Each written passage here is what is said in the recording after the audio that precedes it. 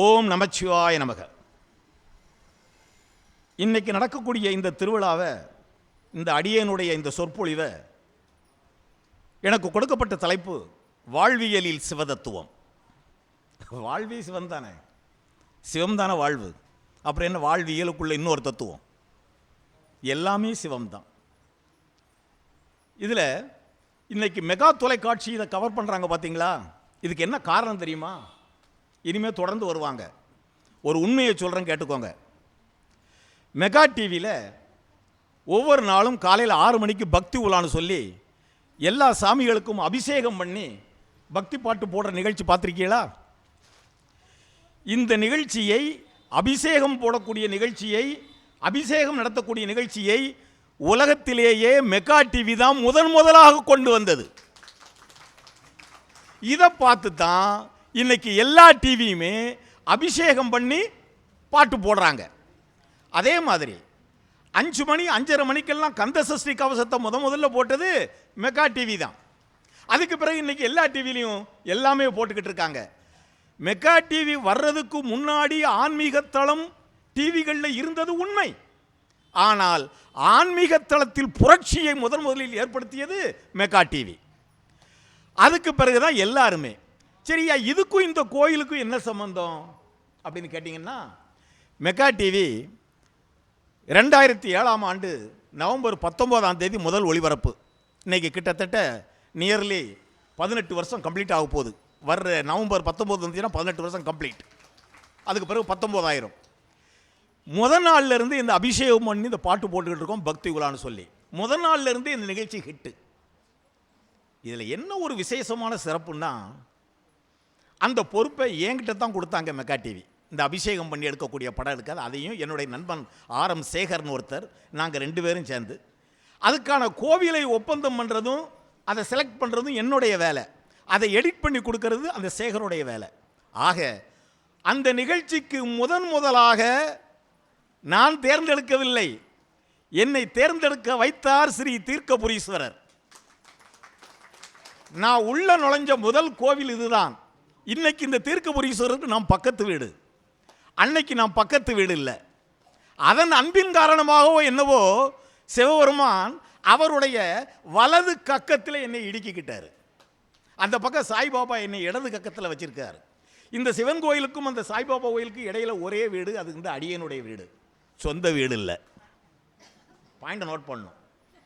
சரி, இப்போ முதலாக எல்லா டிவிலையும் வெற்றிகரமாக இயங்கக்கூடிய இந்த பக்தி உலா நிகழ்ச்சிக்கு அடித்தளம் போட்ட கோவில் அது நம்ம ஸ்ரீ தீர்க்கபுரீஸ்வரர், ஸ்ரீ சொர்ணாம்பிகை, பால விநாயகர், பால முருகர்.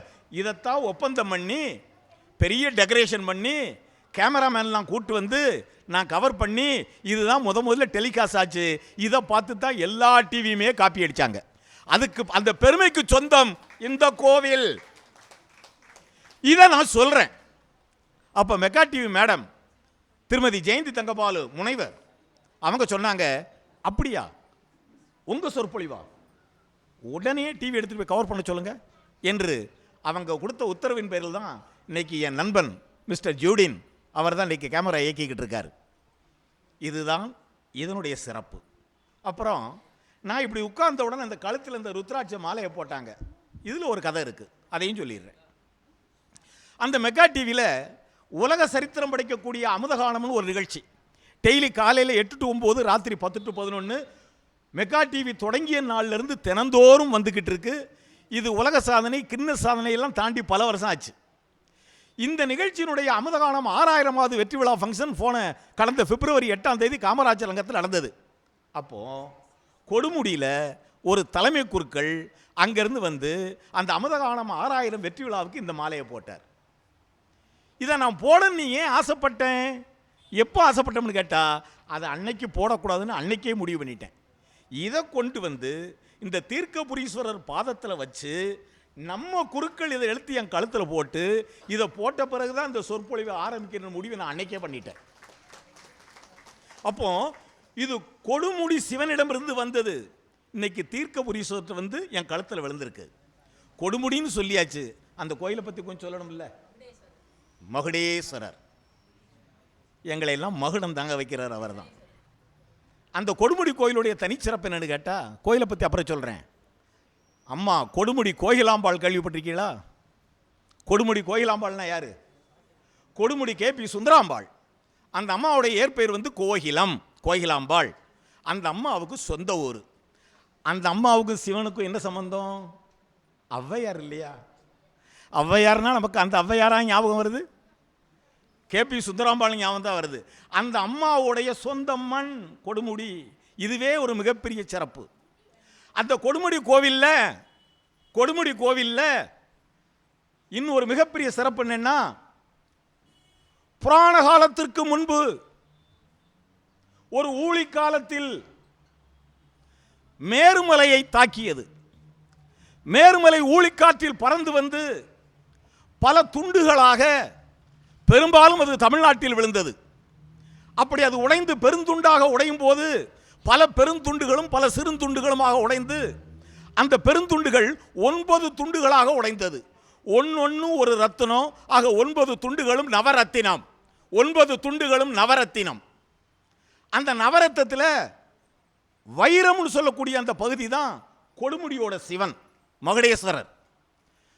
அது பார்த்தீங்கன்னா இவ்வளோ வைரம் தான் இருக்கும். அது இப்போ போய் பார்த்தீங்கன்னா அது கல்லில் செதுக்கப்பட்ட ஒரு சிற்பம் மாதிரியே இருக்கும். ஆனால் உண்மை அதுவல்ல. அந்த மேருமலையினுடைய முடிப்பாகம் இருக்குல்ல, சிகரம், அந்த சிகர பாகம் தான் சிவலிங்கமாக வந்து உட்கார்ந்துருக்கு. அதில் இதுபோக ஏனைய துண்டுகள் எப்படி பச்சைமலை, பவளமலைலாம் கேள்விப்பட்டிருக்கீங்களா? இதெல்லாம் அந்த துண்டங்கள் தான். இன்னைக்கு பூலோகத்தில் எங்கேயாவது மலையின் பெருந்துண்டங்களோ சிறு துண்டங்களோ எங்கேயாவது உங்கள் ஊரில் கூட ஒரு மலையை பார்த்தீங்கன்னா அது மேருமலை தான். இன்னைக்கு பூமியில் ஓடக்கூடிய தண்ணீர் இருக்குல்ல, அது காவிரியோ வைகையோ தாமிரபரணியோ இல்லை நம்ம வீட்டு கார்பரேஷன் வாட்டரோ நம்ம குடத்துலேருந்து குடிக்கிற ஒரு சொட்டு டம்ளர் தண்ணியோ எல்லாமே கங்கை தான்.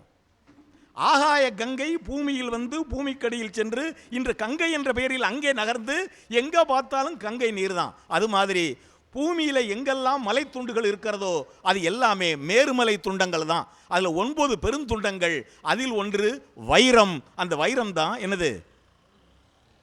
கொடுமுடி. கொடுமுடி ஊருக்கு ஏன் கொடுமுடின்னு பேர் வந்தது? கொடுன்னா மலை, முடினா சிகரம். அந்த சிகரம் வந்ததால், மலையின் சிகரம் வந்து அங்கே சிவலிங்கமாக காட்சி தந்ததால் அது வைரம். இப்போதும் ஞானியர்கள் பார்த்தால் அது கருங்கல்லாக தெரியாது, வைரமாக தெரியுமாம். அதனால் அது கொடுமுடி என்று பெயர். அந்த கோவிலில் இன்னும் சில சிறப்பு என்ன தெரியுமா? எல்லா தெய்வங்களும் இருக்கு. இப்போ நம்ம கோவில் தீர்க்கபுரீஸ்வரர் இருக்கார, அப்படி உள்ள நுழைஞ்சிங்கன்னா நுழைஞ்ச உடனே இங்கே எல்லாமே ஆகம விதிப்படி இருக்கு. உள்ள நுழைஞ்ச உடனே அப்படி இடது பக்கம் திரும்பினீங்கன்னா முதல்ல யார் இருக்கா? சூரியன் இருக்கார். அப்படி திரும்பி பார்த்தீங்கன்னா, நான் அன்னைக்கு கவரேஜ் பண்ணும்போது அன்னைக்கு சாய்பாபா இல்லை, இப்போ சாய்பாபா வந்திருக்கார். இந்த பக்கம் ஏத்தாப்பில் பார்த்தீங்கன்னா பால் முனீஸ்வரர் இருக்கார். இந்த பக்கம் பார்த்தீங்கன்னா ஸ்ரீ பக்த ஆஞ்சநேயர் இருக்கார். அதை தாண்டி அப்படியே அந்த பக்கம் போனீங்கன்னா ஸ்ரீ வீரபத்திரர் இருக்கார், ஸ்ரீ நாககண்ணி இருக்காங்க, பக்த லக்ஷ்மி ஹயக்ரீவர் இருக்கார், ஸ்ரீ தன்வந்திரி இருக்காங்க. அப்படியே உள்ளே போனீங்கன்னா இந்த பக்கம் தர்ஷனாமூர்த்தி இருக்காப்புல, அந்த பக்கம் பால விநாயகர் இருக்கார். உள்பக்கம் போனீங்கன்னா சக்கரத்தாழ்வார் இருக்கார், ஏத்தாப்பில் மகாவிஷ்ணு இருக்கார். அப்படி போனீங்கன்னா முருகன் இருக்கார்.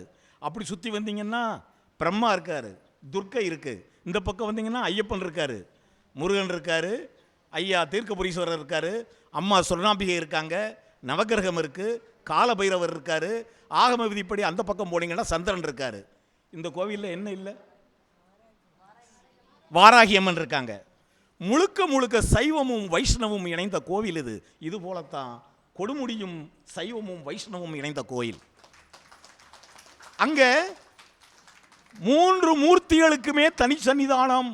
3 மூர்த்திகளுக்குமே தனி சன்னிதானம். வைரத்துண்டு சிவலிங்கமாக காட்சி தரக்கூடிய அந்த மகுடேஸ்வரருக்கு ஒரு சன்னிதானம், அதுக்கு பக்கத்தில் மகாவிஷ்ணுவுக்கு ஒரு சன்னிதானம், அதுக்கு பக்கத்தில் ஸ்ரீ பிரம்மாவுக்கு ஒரு சன்னிதானம். ஸ்ரீ பிரம்மாவுக்கு என்ன வித்தியாசம்னு கேட்டால், பிரம்மாவுக்கு எத்தனை தலை? 4 தலை. அந்த 4 தலைக்கு ஒரு காரணம் இருக்குது, கதை இருக்குது, அப்புறம் சொல்கிறேன். ஆனால் அந்த கோயிலில் மட்டும் பிரம்மாவுக்கு மொத்தம் 3 தலை.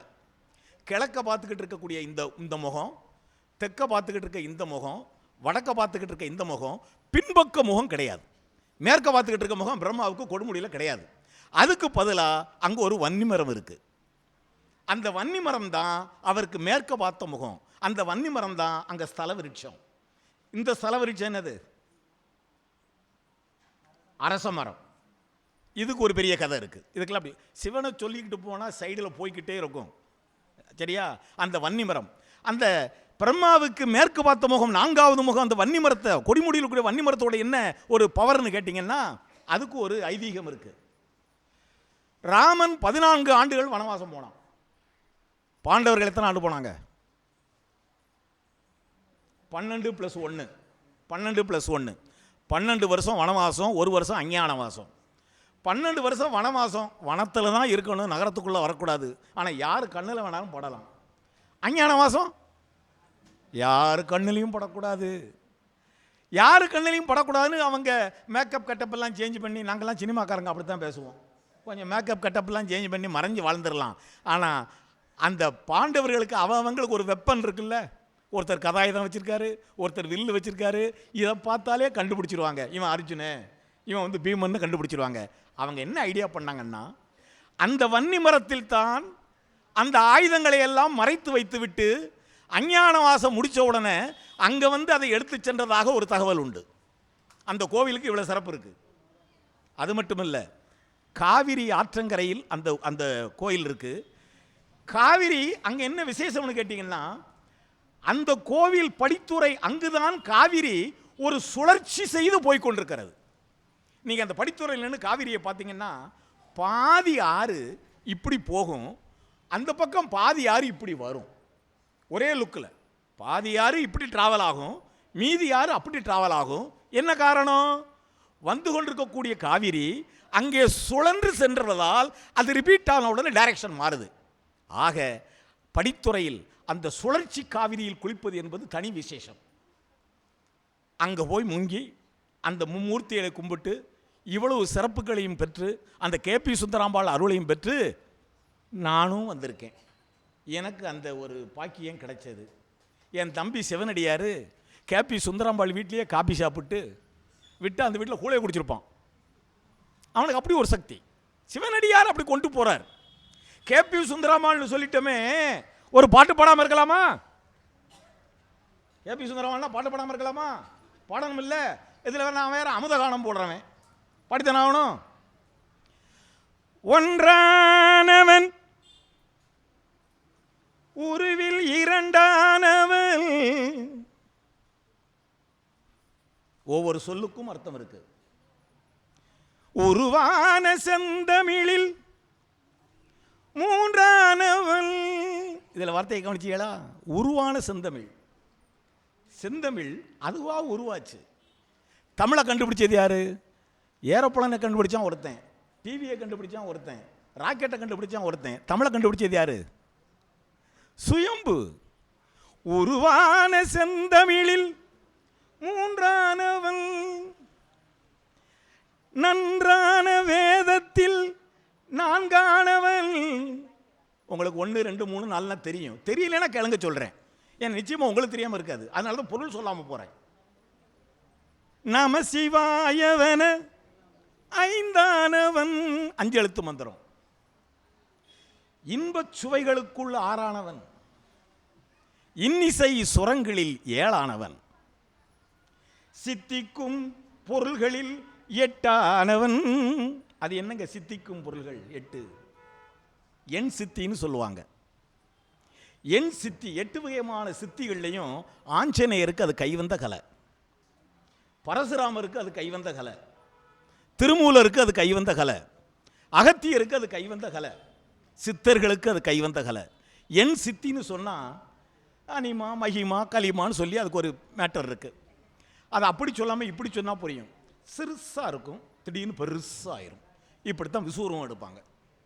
விசுவரூபமாக இருப்பாங்க, அப்படியே சிறுசாகிடுவாங்க. கூடு விட்டு கூடு பாய்வாங்க.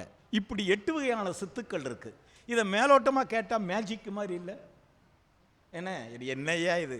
அவங்க கூடு விட்டு கூடு பாஞ்சாங்களாம், அதுக்கப்புறம் சிறுசாக இருந்தவன் பெருசானானா, சரி ஏதோ புராண காலத்தில் ஒன்று சொல்லியிருக்காங்கன்னு. No, there is not at all magic in the universe. Everything is logic.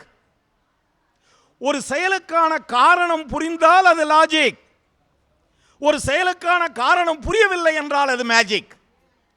நமக்கு புரியலைங்கிறதுக்காக உண்மை உண்மை இல்லாம போயிருமா? நமக்கு எல்லாம் தெரிஞ்சிருமா? காற்றுக்கு நிறம் உண்டா?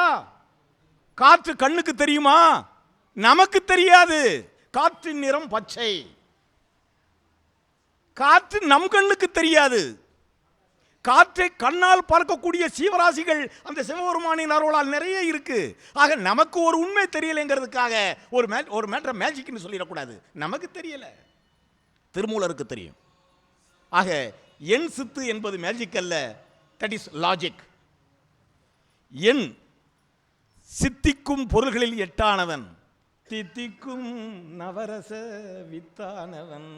ஆஹா, தித்திக்கும் நவரசம் வித்து, 9 வகையான வித்துக்கள், அத்தனையும் தாவரங்கள் எல்லாம். தித்திக்கும் நவரச வித்தானவன், பத்தானவன், நெஞ்சில் பற்றானவன், பன்னிருகை வேலவனை பெற்றானவன், முற்றாதவன், மூலம் முதலானவன், முன்னைக்கும் பின்னைக்கும் நடுவானவன். இந்த பாட்டை கண்ணதாசன் எழுதுறாரு, கேபி சுந்தரம்பாள் பாடுறாங்க. அப்போ தான் கண்ணதாசனை பார்த்து ஒரு சிஷ்ய பிள்ளை கேள்வி கேட்குறான். கண்ணதாசா, கண்ணதாசா, 1, 2, 3 என்று சிவபெருமானை வரிசைப்படுத்தி எழுதுனீங்க, 9 வரைக்கும் வந்தீங்க, தித்திக்கும் நவரச வித்துனீங்க, பற்றானவன் பத்தானவன் 10க்கு வந்தீங்க, 10 தாண்டி 11 சொல்லாம பன்னிருகை வேலவனை பெற்றானவன் 12க்கு போயிட்டீங்களே, இடையில 11 என்னாச்சுன்னா கண்ணதாசன் மாட்டிக்கிட்டாரு. என்ன இப்படி கேட்குறான்? இப்படி கண்ணதாசன் ஆள்களும் அறிவாளியாக தானே இருப்பான். ஆனால் கண்ணதாசன் ஈஸியாக எஸ்கேப் ஆயிடுவார். ஏன்னா அவர் கண்ணபிரான் அருள் பெற்றவர். அப்போ அவர் டக்குன்னு யோசிச்சார், எப்பா நான் மிஸ் பண்ணணும்னு சொன்னேன், அதுக்கு முன்னுக்கு பாடு பண்ணார். பற்றானவன் பத்தானவன், நெஞ்சில் பற்றானவன் 10 ஓவர், பன்னிருகை வேலவனை பெற்றானவன் 12, அதுக்கடுத்து பாடுப்பானாரு. முற்றாதவன், மூலம் முதலானவன், முன்னைக்கும் பின்னைக்கும் நடுவானவன், 10க்கும் 12க்கும் இடையானவன். இவர் நல்ல வேளை தப்பிச்சுட்டு போயிட்டாரு. அவன் தலைமடங்கிட்டு போயிட்டான். அதுக்குள்ள இவ்வளவு சித்து வேலைகள்லாம் இருக்கு. ஆனாகி பெண்ணாகி நின்றானவன், அவை ஒன்று தான் என்று சொன்னானவன், தான் பாதி உமை பாதி கொண்டானவன், சரி பாதி பெண்மைக்கு தந்தானவன், காற்றானவன் ஒளியானவன், நீரானவன் நெருப்பானவன், நேற்றாகி இன்றாகி என்றைக்கும் நிலையாகி ஊற்றாகி நின்றானவன், அன்பின் ஒளியாகி நின்றானவன்.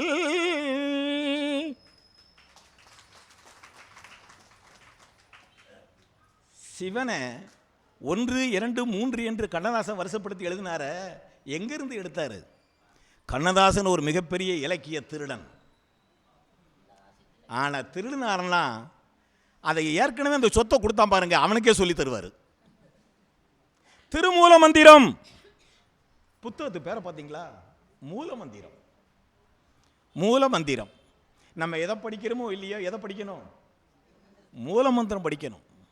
மூல மந்திரம் படித்தா தான் ஆதி மூலம் புரியும். ஆதி மூலம் புரியாத ஒரே காரணத்தால் தான் நாம் வெறும் மூலம் மட்டும் புரிந்து கொண்டு நம்ம மூளைக்கு சரியான வேலை கொடுக்கல. ஆக ஆதி மூலம் புரிய வேண்டும் என்றால் திருமூலம் படிக்க வேண்டும். திருமூலம் எழுதியவர் திருமூலர். அது மூலன்னு சொல்லக்கூடிய ஒரு இடையன், ஆடு மாடு மேய்ச்சிட்டு போனால் அங்கே ஒரு கூடு விட்டு கூடு வரட்டா, அதெல்லாம் வேற கதை, அதை விட்டுருவோம். ஆனால் திருமூல மந்திரத்தில் கிட்டத்தட்ட 9 திருமந்திரங்கள் இருக்கு. அந்த திருமூல மந்திரத்தில் முதல் பாட்டியது ஒன்றானவன் உருவில் இரண்டானவன். அவர் ஒரு 4, 5 வரைக்கும் போயிருக்காரு, இவர் 12 வரைக்கும் போயிட்டார். ஆக திருமூலத்திலிருந்து எடுக்கப்பட்டது. திருமூல மந்திரம் சொல்லும்போது நம்ம இன்னொரு விஷயத்துக்கு ஞாபகத்துக்கு வரணும். திருமூல மந்திரம் என்பது சாதாரண புத்தகம் அல்ல. திருக்குறள் என்பது என்ன? திருமூல மந்திரத்திலிருந்து எடுக்கப்பட்ட கம்ப்ரஸ்டு வெர்ஷன் என்று சொல்வார்கள். நீங்க திருக்குறள் அதிகாரத்தின் பெயர்கள் என்னமெல்லாம் இருக்கோ அது திருமூல மந்திரத்திலும் இருக்கு. வெகுளாமை, கொல்லாமை, அரண் வலியுறுத்தல், விருந்தோம்பல், இப்படியெல்லாம் இருக்கா? இதெல்லாம் மூல மந்திரத்திலேயே இருக்கு. மூலமந்திரத்தில் அவர் 4 வரி 8 வரி 12 வரிகள் இருப்பார். இதை ஒன்னொன்னே இவர் கம்ப்ரஸ் பண்ணி 1.25 அடியில் உலகத்திலேயே புது இலக்கியம், புத்து இலக்கியம், புது வெண்பா, குரல் வெண்பா உருவாயிட்டு போயிட்டார். ஆக மூலமந்திரம் தான் திருக்குறள், திருக்குறள் தான் மூலமந்திரம். இப்போ சிவபெருமானுடைய அந்த சிவ தத்துவத்தை சொல்வதற்கு நான் யாரு? நான் என்ன மத்வாச்சாரியாரா உங்களுக்கு துவைத கொள்கையை சொல்றதுக்கு? நான் என்ன ஆதிசங்கரா உங்களுக்கு அத்வைத கொள்கையை சொல்றதுக்கு? நான் என்ன ராமகிருஷ்ண பரமஹம்சரா உங்களுக்கு விசிஷ்டாத்வைதம் கொள்கையை சொல்றதுக்கு? நான் என்ன பகவத்கீதையா உங்களுக்கு தத்துவமசியை சொல்றதுக்கு? நான் என்ன ஞானியரா, ஆன்றோரா, சான்றோரா நான் உங்களுக்கு அகம் பிரமாஸ்மி சொல்றதுக்கு? இப்போ சரி, ஓரளவு தெரிஞ்சுக்குவோம். அதை தெரிஞ்சுக்கிட்டா தான் உள்ள போறதுக்கு நல்லா இருக்கும். அது என்ன துவைதம் அத்வைதம்? துவைதம் என்றால் ஒன்றல்ல இரண்டு. அத்வைதம் என்றால் துவைதத்துக்கு ஆப்போசிட் துவைதம்.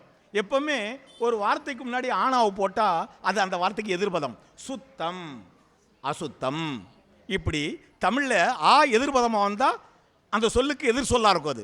அது மாதிரி துவைதம் அத்வைதம். துவைதம் என்றால் ஒன்று அல்ல இரண்டு. அப்ப அத்வைதம் என்றால் இரண்டு அல்ல ஒன்று. அப்ப விசிஷ்டாத்வைதம் ராமானுஜர் சொல்றார், விசிஷ்டாத்வைதம் அது இரண்டு அல்ல ஒன்று, அது ஒன்று அல்ல இரண்டு. விசிஷ்டாத்வைதம் இரண்டுமே ஒன்று. இதை எப்படி சிம்பிளா விளக்கலாம்? அந்த இரண்டு என்பது வேற ஒன்று இல்லை. ஒன்று பரமாத்மா, இன்னொன்று சீவாத்மா. ஒருத்தன் அவன் முன்னாடி இலையை விரிச்சு சோறு இருக்கு, இவன் பரமாத்மா, அது ஜீவாத்மா, இன்னும் சாப்பிடலை. ரெண்டா இருக்கா? கொஞ்ச நேரம் கழிச்சு சாப்பிட்டுருவான், இது இறப்பக்குள்ள போயிடும். அப்ப என்னாச்சு? அது இரண்டல்ல ஒன்றாயிருச்சா? அது அத்வைதம். சாப்பிட்டு முடிச்ச உடனே அந்த டைஜஸ்டிவ் யூனிட்டி இருக்குல்ல, உடம்புக்குள்ள உள்ள ஜீரண உறுப்புகள் அது பண்ணி இது பண்ணி அதை அப்படியே நீராவியாக்கி உச்சந்தலை முதல் உள்ளங்கால் வரை நம் உடம்பில் இருக்கக்கூடிய 5 வகை உடம்புகளோடும் அது இணைந்து இரண்டரை கலந்து மெர்ஜ் ஆயிரும். இப்போ இரண்டும் ஒன்று. இப்போ பரமாத்மா வேறு சீவாத்மா வேறு என்று சொல்ல முடியாது. இந்த தத்துவத்தை மூன்றும் சரியே, மூன்றும் 3 நிலைகளில் இருந்து புரிந்து கொள்ள வேண்டும். இப்போ தத்துவமசி அப்படின்னு ஒன்று சொல்றாங்க. அது என்ன தத்துவம்னா என்ன?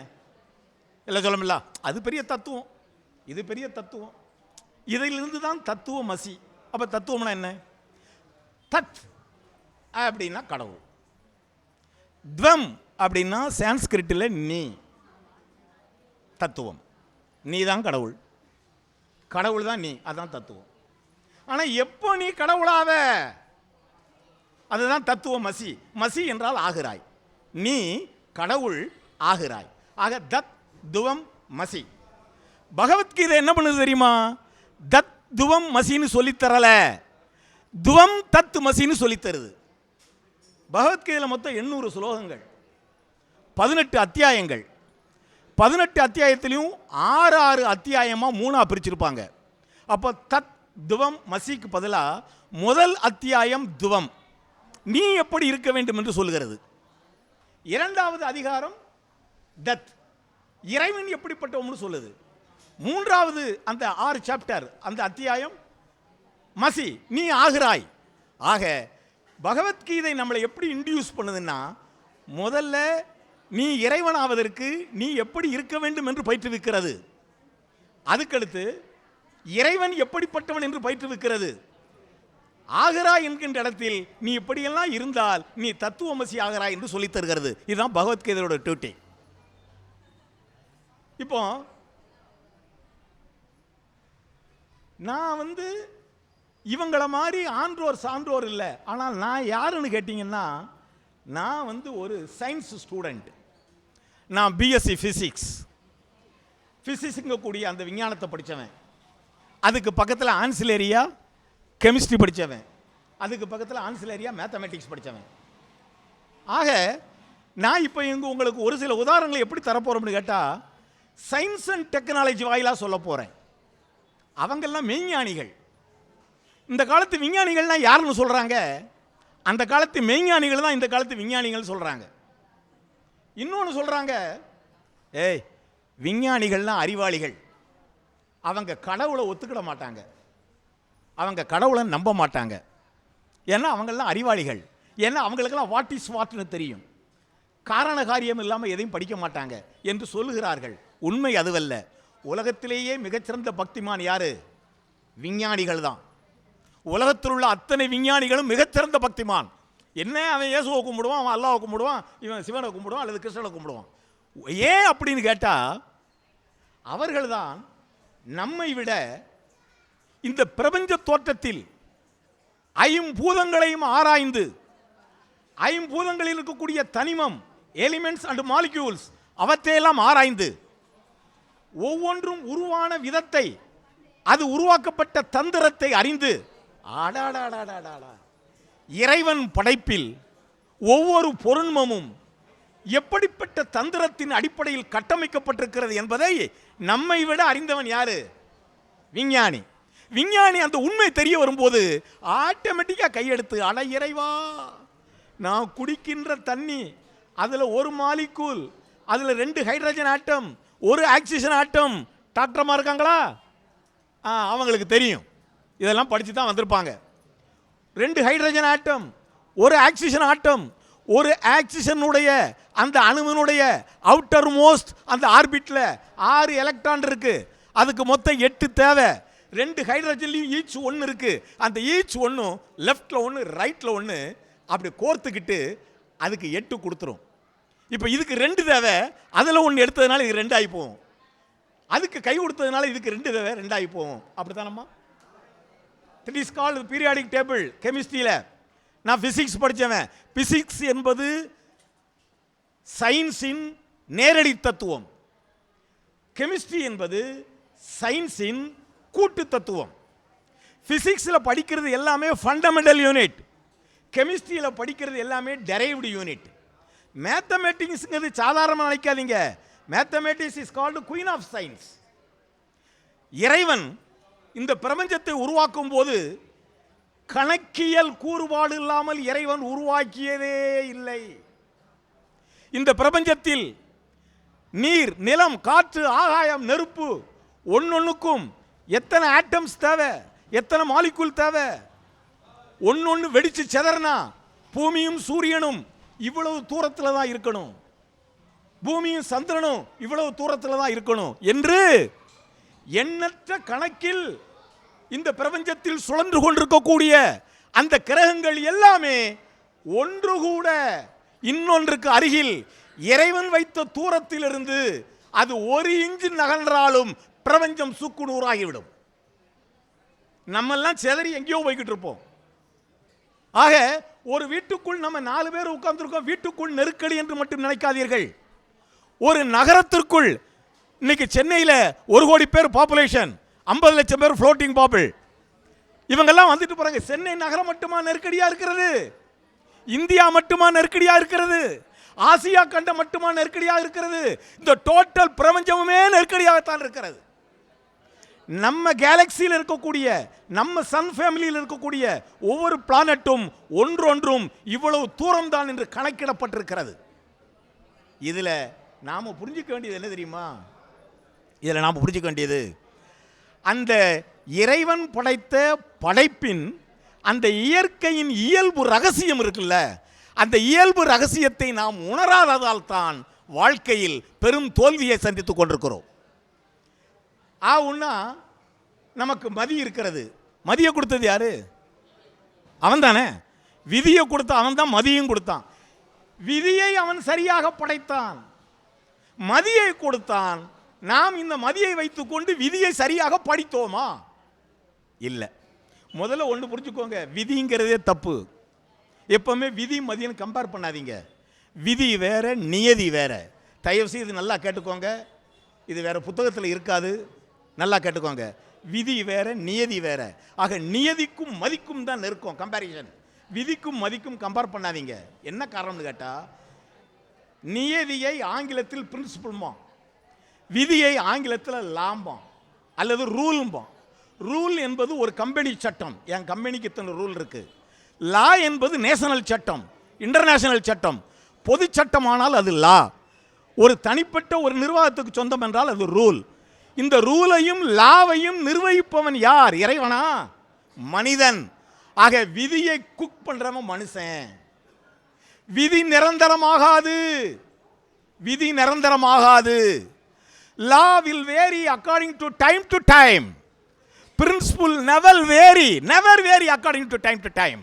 நியதி என்பது பிரபஞ்சம் பூத்த காலத்திலிருந்து இந்த பிரபஞ்சம் ஒரு நாள் சுக்குநூறாக நொறுங்கும், அதுவரை நியதி மாறாது. நியதி will never change, it is constant. அதுதான் இறைவன் படைத்தது.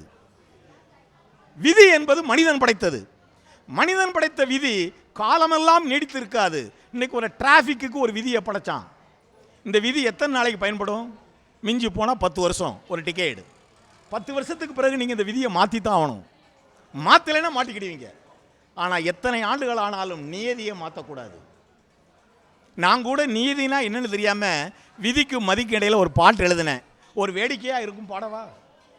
விதி என்றால் என்ன, மதி என்றால் என்னங்கிறத ஒரு வேடிக்கையாக எழுதினேன். கொஞ்சம் பாடுறேன், கொஞ்சம் கேளுங்க. ராகம் தாளம் இணைந்தால் மட்டும் பாட்டால் ஒன்றும் பலனில்லை. இசையமைப்பாளர் குகன் சக்கரவர்த்தியார் இருக்கார். ராகம் தாளம் இணைந்தால் மட்டும் பாட்டால் ஒன்றும் பலனில்லை. கருத்தை அதிலே கலந்திடச் செய்தால் இசையன்றி ஏதும் பெரிதல்ல. எப்படி? அப்ப எப்படி வெறும் தாளமும் மெட்டும் போட்டா பாட்டாயிருமா? கருத்தோடு வார்த்தை வந்தா தான் அது பாட்டு. அது எப்படி கருத்து வரணும்? விதிக்கும் மதிக்கும் வழக்கு நடந்த கதை ஒன்று சொல்வேன் கேளுங்கள். நடுவில் இருக்கும் மனிதனின் வாழ்க்கை வேடிக்கையாவதை பாருங்கள். விதிக்கும் மதிக்கும் வழக்கு நடந்த கதை ஒன்று இப்போ சொல்லுவேன். நடுவில் இருக்கும் மனிதனின் வாழ்க்கை வேடிக்கையானதை இப்போ சொல்லுவேன். ஒரு அந்தி கற்கள் அப்படி போறீங்க, 2 பேர் சேர்ந்து போனீங்க. ஒருத்தன் சொன்னா, டேய் அங்கே பாடுறா பாம்பு போகுதுன்னா, இவன் எடரா கம்பேன்னா. அது அந்தி கற்கள், மல்லிகை பூக்கின்ற நேரம். அப்போ பகலும் இரவும் உரசிக்கொள்ளும் அந்தி கற்கள். பாம்பு போகுது, எடரா கம்பேன்னா. அவன் கம்பை எடுத்து பாம்பு அடிக்க போனா அப்பதான் தெரியுது, பாம்பனை நினைத்து கம்பை எடுத்து அடிக்க சொன்னது மதியடா. பாம்புதான் கம்பு, கம்புதான் பாம்பு, மாறி போனதே விதியடா. முத்தை எடுக்க கடலில் மூழ்கி எடுக்க சொன்னது மதியடா. முத்தை எடுக்க மூச்சை அடக்கி கடலில் மூழ்க சொன்னது மதியடா. முத்தை எடுக்கும் முன்னே அவனும் மூர்ச்சை ஆகி போனான் விதியடா. ஒருத்தன் ஒரு பொண்ணை காதலிக்கிறான். இவள் தான் காதலி, இவளே தான் மனைவி என்று தேர்வு செய்தது மதியடா. தேர்வு தொடங்கும் முன்னே அவளும் விட்டு ஓடி போனாள் விதியடா. ஒன்றை நினைத்து அதுவே நடந்தால் கணக்காய் முடித்தது மதியடா. ஒன்றை நினைத்து அதுவே நடந்தால் கணக்காய் முடித்தது மதியடா. நினைத்தது ஒன்று நடந்தது ஒன்று, மாற்றி அமைத்ததே விதியடா. விதியை நினைத்து மதியை மறந்தால் வாழ்க்கை எல்லாம் வீணடா. விதியை நினைத்து மதியை மறந்தால் வாழ்க்கை எல்லாம் வீணடா. மதியை நினைத்து விதியை மறந்தால் அதுவும் கூட விதியடா. விதியை நினைத்து மதியை நினைத்து விதியை மறந்தால் அதுவும் கூட விதியடா. ஆனால் இந்த இடத்தில் நான் விதி என்று சொல்வது நியதி.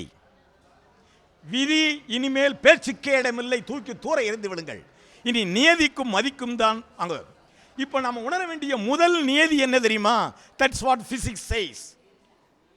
அண்ட சராச்சரத்தில் எத்தனையோ கிரகங்கள், பிளானட்ஸ்னு வச்சுக்கோங்க, ஸ்டார்னு வச்சுக்கோங்க. ஆங்கிலத்தில் சொல்ல போனால் each body is called a celestial body. அதில் சொல்கிறான் ஃபிசிக்ஸில் முதல் தத்துவம் இதுதான் நியதி. எத்தனை காலங்கள் ஆனாலும் இந்த நியதி மாறாது. any two celestial body, in between any two celestial body, in between there is force of attraction. That force is directly proportional to m1 into m2 by d square, where m1 and m2 is masses of two bodies, d is the distance between them. அவன் என்ன சொல்றான்? அம்மா கையை கொடுங்கம்மா, கையை கொடுங்க, உங்க ஒரு கையை மட்டும் அப்படி கொடுங்க, இழுங்க இழுங்க, இங்க பாருங்க, அப்படி இழுங்க, அப்படி உட்காருங்க, எழுந்திருக்காதீங்க. இப்போ நான் அவங்களை இழுக்கிறேன், அவங்க என்ன இழுக்கிறாங்க. இந்த ரெண்டு ஃபோர்ஸும் இப்படி ஈக்குவலாக இருக்கிற வரைக்கும் தான் நாங்கள் ரெண்டு பேரும் இங்கே இருப்போம். இல்லைன்னா இவங்க என் மேலே விழுந்துருவாங்க, நான் அவங்க மேலே விழுந்துருவேன். Total collapse. பிரபஞ்சத்தில் சுழன்று கொண்டிருக்கக்கூடிய எல்லா செலஸ்டியல் பாடியுமே ஒன்றை ஒன்றை ஈர்த்து இழுத்து கொண்டிருக்கிறது. இதில் எது ஒன்று விட்டு விட்டாலும் இதுவும் காலி அதுவும் காலி. அது மட்டும் இல்ல, எல்லா கேலக்சியும் காலி. அது மட்டும் இல்ல, இந்த சூரிய குடும்பத்தில் இருக்கக்கூடிய இந்த ஆக்சிஜன் பிளானட், இந்த பிளானட் நம்ம வாழக்கூடிய பூமியும் காலி. எங்கோ ஒரு ஆட்டம் முறிந்தால் இந்த ஆட்டமும் முடிஞ்சிடும். இதுதான் சிவதத்துவம். அப்ப சிவன் என்ன சொல்றான்னு கேட்டா, என் அன்பு பெருமக்களே, தயவு செய்து சொல்கிறேன் கேளுங்கள். வாழ்க்கையில் டிபெண்டன்ட் என்று ஒன்று இருக்கிறது. ஒருத்தரை சார்ந்தே வாழ்வது பண்ணாதீங்க. இண்டிபெண்டன்ட் அப்படின்னு ஒன்று இருக்கு.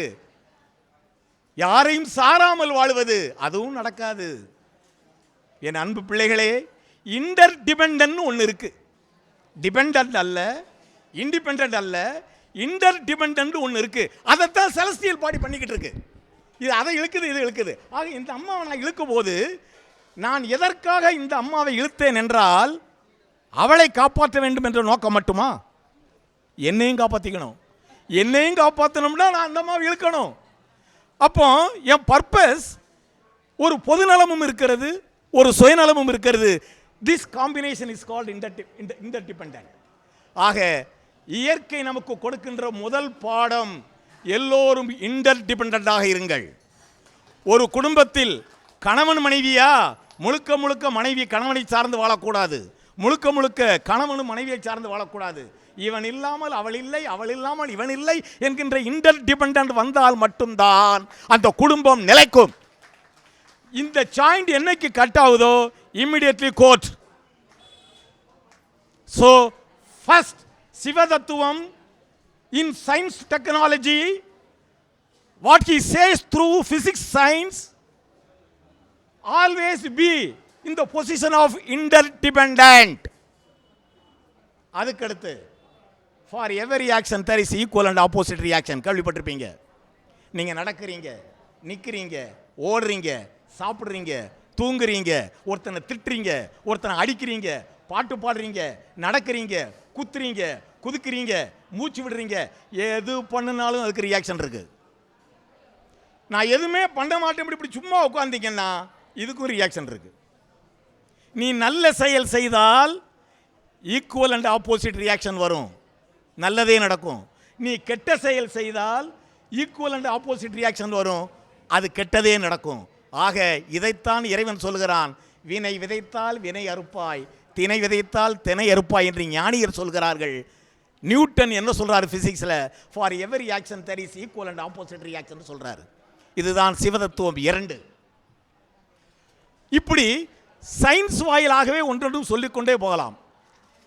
இயற்கையினுடைய இயல்புத்தன்மையை புரிந்து மனிதன் வாழ வேண்டும், அதுவே சிவதத்துவம். இப்போ இன்னொரு மேட்டருக்கு வரேன். இறைவனை சொன்ன God always be in the states of inactive. அசைபவன் கடவுள் அல்ல, உனக்கு பலன் கொடுப்பவன் கடவுள் அல்ல, உன் பாவத்திற்கு உன்னை கொல்பவன் கடவுள் அல்ல.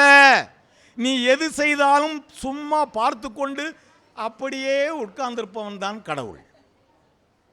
அவன் தான் கடவுள். கடவுளுங்கிறவன் ஃப்ரிட்ஜுக்குள்ள வச்ச ஆப்பிள் மாதிரி.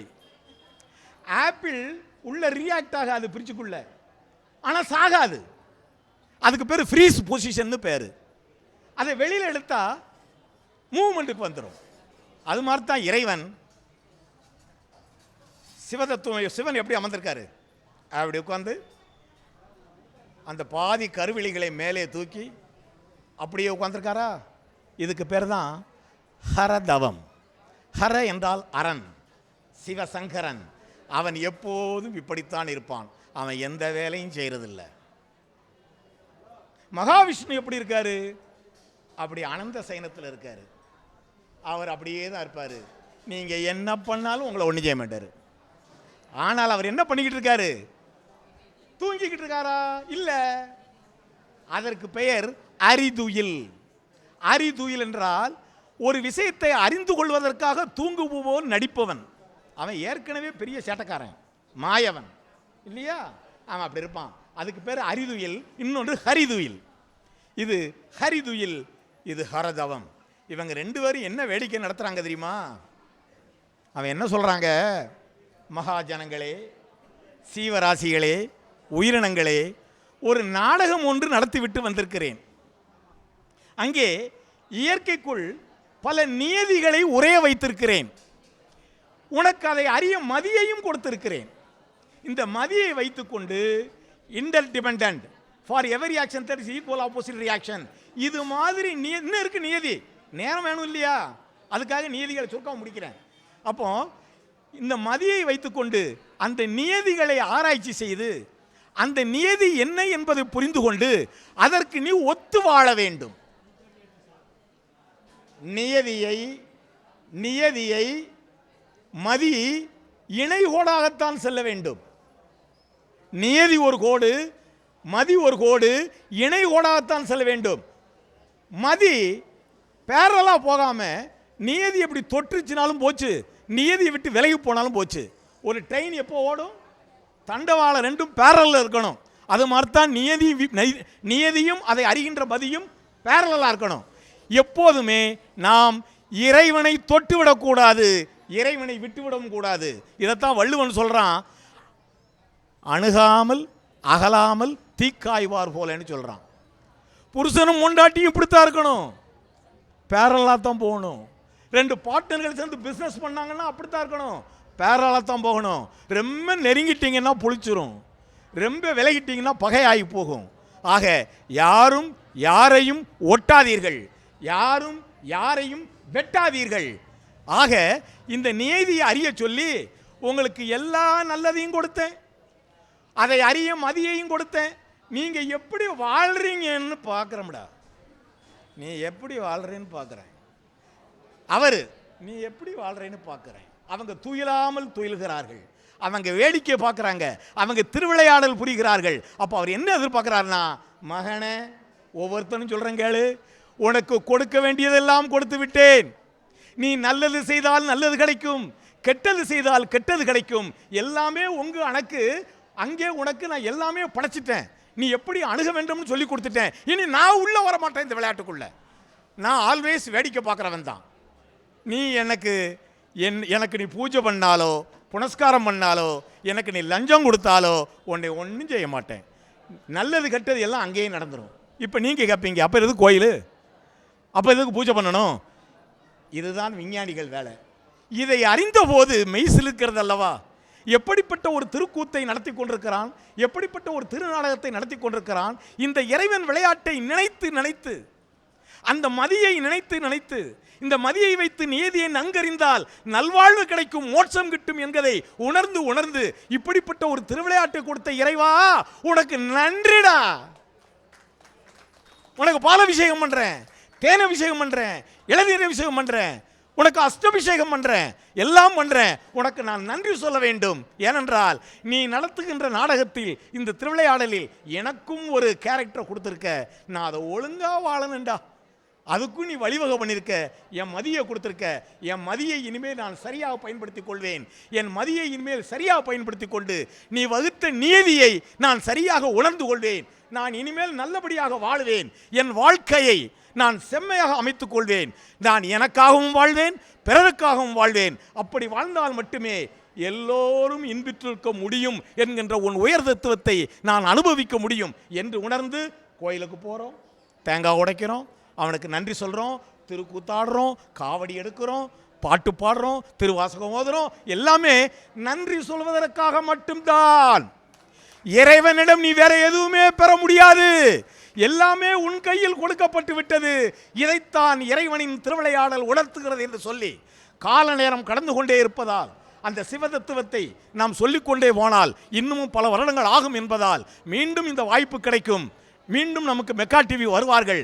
மெக்கா டிவிக்கு நன்றி, உங்களுக்கு நன்றி, தேவாரத்திற்கு நன்றி, திருவாசகத்திற்கு நன்றி, 12 திருமுறைகளுக்கு நன்றி, சைவத்திற்கு நன்றி, வைஷ்ணவத்திற்கு நன்றி, துவைதத்துக்கு நன்றி, அத்வைதத்திற்கு நன்றி, விசிஷ்டாத்வைதத்துக்கு நன்றி, திருக்குறளுக்கு நன்றி, ஸ்ரீ தீர்க்க புரீஸ்வரருக்கு நன்றி, பட்டருக்கு நன்றி, இந்த கோவிலை நிர்வகித்துக் கொண்டிருக்கக்கூடிய அனைவருக்கும் நன்றி, ஒளிக்கு நன்றி, ஒலிக்கு நன்றி, அனைவருக்கும் நன்றி.